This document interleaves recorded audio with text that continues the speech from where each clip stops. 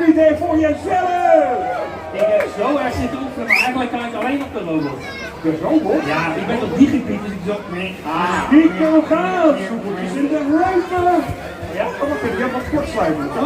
Wat geweten aan. Even kijken, deze pepernoten.